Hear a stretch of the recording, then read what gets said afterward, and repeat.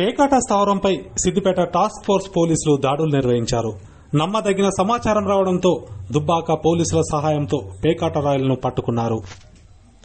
సిద్దిపేట జిల్లా దుబ్బాక మండలం పెద్ద చీకోడు గ్రామ శివార్లో కొంతమంది పేకాట ఆడుతున్నారని టాస్క్ ఫోర్స్ పోలీసులకు సమాచారం అందడంతో వెంటనే స్పందించారు.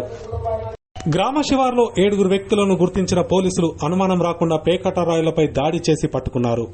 యాదగిరి, పరశురాం, అన్వర్, రవి, స్వామి, దేవరాజ్, శ్రవణ్ పేకాట ఆడుతుండగా పట్టుకుని వారి వద్ద నుండి 5,470 రూపాయలతో పాటు 7 సెల్ ఫోన్లు, 6 ద్విచక్ర వాహనాలను పోలీసులు స్వాధీనం చేసుకున్నారు. ఈ సందర్భంగా దుబ్బాక ఎస్ఐ గంగరాజు మాట్లాడుతూ గ్రామాల్లో, పట్టణాల్లో, ఫామ్ హౌజుల్లో, ఇండ్లలో పేకాట, జూదం, ఇతర చట్ట వ్యతిరేకమైన కార్యక్రమాలు ఎవరైనా నిర్వహిస్తే పోలీసులకు సమాచారం అందించాలన్నారు. చట్ట వ్యతిరేక కార్యక్రమాలకు పాల్పడే వారిపై కఠినంగా వ్యవహరిస్తామని హెచ్చరించారు.